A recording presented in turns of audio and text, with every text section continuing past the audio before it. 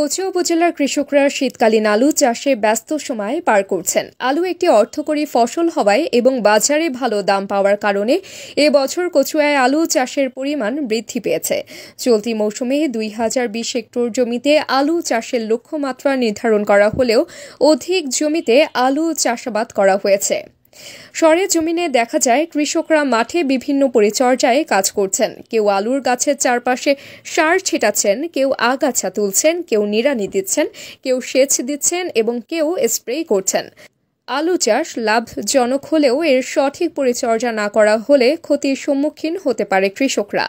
এ বিষয়ে আলু চাষিরা বলেন, আলুর দাম বৃদ্ধি হয়, আমরা আলু চাষাবাদ করছি, তাই আলুর গাছ দিন দিন বৃদ্ধি পাচ্ছে। এজন্য জমিতে কীটনাশক ও ভিটামিন স্প্রে করা হচ্ছে, পাশাপাশি আগাছা পরিষ্কারের জন্য নিড়ানি দেওয়া হচ্ছে।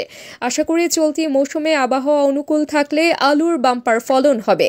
ভালো দামের আশায় আমরা আলু খেতে পরিচর্যা কাজে ব্যস্ত সময় পার করছি। এমন ওষুধ দিতেছি যে পোকামাকড় যেমন আক্রমণ না করে, এই যে ভিটামিন দিতেছি, বালাদন হয় ফলন, এই কারণে ওষুধ দিতেছি। এখন 50 গুণ না আশাবাদ, ফলন ভালো হয়েছে তো আল্লাহ ভালো দিব। গত বছর করছিলেন। কচুয়া উপজেলা কৃষি কর্মকর্তা কৃষিবিদ মোহাম্মদ মেজবাহ উদ্দিন বলেন, কচুয়াতে আলু চাষ বেশি হয়। চলতি মৌসুমে এবছর কচুয়া উপজেলায় 2020 হেক্টর জমিতে আলু চাষের লক্ষ্যমাত্রা নির্ধারণ করা হয়েছে। আলু চাষের জন্য কৃষকদের পরামর্শ দিতে উপজেলা কৃষি উপসহকারী অফিসাররা মাঠে মাঠে কাজ করছেন। আলু সারা বাংলাদেশের একটি প্রধান ফসল, পাশাপাশি আমাদের কচুয়া উপজেলা আলু চাষের জন্য বিখ্যাত।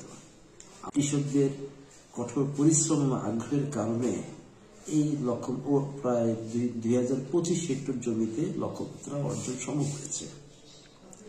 আশা করা যাচ্ছে বড় ধরনের কোনো প্রাকৃতিক দুর্যোগের আশঙ্কা নেই, এবং প্রাকৃতিক দুর্যোগ না থাকে এই বছর আলুর বাম্পার ফলন সম্ভব হবে আমাদের উপজেলায়। তো আমি কৃষকদের প্রতি একটি পরামর্শ দিতে চাই। একটি প্রধান রোগ হচ্ছে আলুর নাবি ধসা অথবা লেড ব্লাইট রোগ।